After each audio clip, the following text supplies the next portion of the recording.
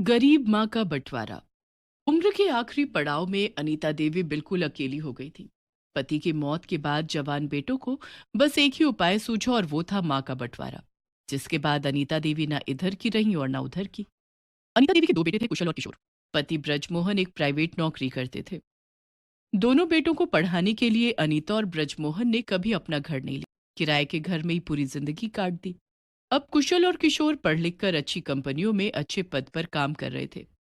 अनीता देवी और ब्रजमोहन काफी बूढ़े हो चले थे। अच्छी सी लड़की देखकर उन दोनों ने कुशल और किशोर की शादी भी कर दी। और एक दिन दिल का दौरा पड़ने के कारण ब्रजमोहन की मौत हो गई। पति की मौत के बाद अनीता देवी बिल्कुल टूट सी गई थी। वो ना तो किसी से कुछ बात करती और ना ही अब उन्हें घर की कोई सुध थी। एक दिन बड़े भाई कुशल की पत्नी मोना ने उससे कहा, सुनिए जी, हम कब तक किराए के घर में रहेंगे? अब हमें अपना घर ले लेना चाहिए। वैसे भी ये घर हमें छोटा पड़ता है और अब मैं जॉइंट फैमिली में रहना भी नहीं चाहती। ठीक है। इस बारे में मैं किशोर से बात करता हूँ। इसमें किशोर से बात करने जैसा क्या है? अरे भाई, घर हम ले रहे हैं तो फैसला भी हमारा होगा। हाँ, लेकिन किशोर भी घर लेने की बात कह रहा था। हम दोनों आसपास ही घर ले लेंगे तो एक दूसरे से मिलते जुलते भी रहेंगे। ठीक है, लेकिन जरा जल्दी बात करना। दूसरे दिन कुशल अपने छोटे भाई किशोर से इस बारे में बात करता है। आपने बिल्कुल ठीक सोचा भैया। मैंने एक सोसाइटी देखी है, वहाँ रीजनेबल रेट में 2 BH के फ्लैट्स मिल रहे हैं। क्यों ना हम दोनों एक ही सोसाइटी में घर ले लें। ठीक है किशोर, हम कल ही वहाँ चलकर बात कर लेते हैं। और दोनों भाइयों ने बातचीत करके एक ही सोसाइटी में अलग अलग फ्लैट खरीद लिया। लेकिन जब फ्लैट में शिफ्ट करने की बारी आई तब समस्या ये खड़ी हो गई कि माँ कहाँ जाएगी। भैया, माँ कहाँ रहेगी? माँ को हम यहाँ इस घर में अकेला नहीं छोड़ सकते। पिताजी तो रहे नहीं, तो इस घर का किराया कौन भरेगा? माँ को तो किसी न किसी के घर जाना पड़ेगा। हाँ हाँ, माँ जी के दो बेटे हैं तो दोनों बेटों की जिम्मेदारी बनती है कि उन्हें अपने पास रखे। सिर्फ एक की जिम्मेदारी तो नहीं बनती। भाभी, मैंने ऐसा कब कहा?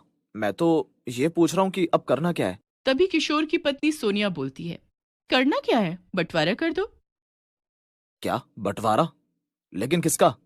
अरे माँ जी का और किसका। मतलब तुम कहना क्या चाहती हो मोना? अरे माँ जी कुछ दिन हमारे घर रह लेंगी और कुछ दिन किशोर के घर। मैं एक उपाय बताती हूँ। अब हमारे फ्लैट्स तो बिल्कुल आमने सामने हैं, तो माँ जी के दिन का खाना कुशल भैया के घर पर खा लेंगी और रात का खाना हमारे घर पर। और माँ सोएगी कहाँ?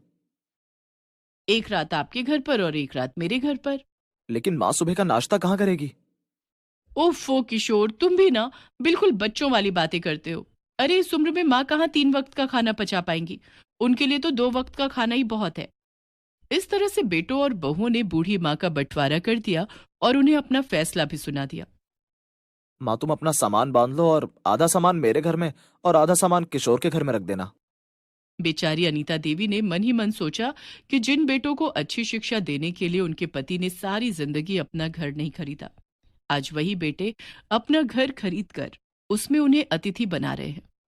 अनीता देवी ने कुछ नहीं कहा और अपना सामान पैक कर लिया। दोनों बेटे अपने अपने फ्लैट में शिफ्ट हो गए और अनीता देवी का आधा सामान बड़े बेटे कुशल के घर पर और आधा सामान छोटे बेटे किशोर के घर पर रख दिया गया। अनीता देवी को सुबह नाश्ता करने की आदत थी, लेकिन बेटों के घर में आने के बाद से उन्हें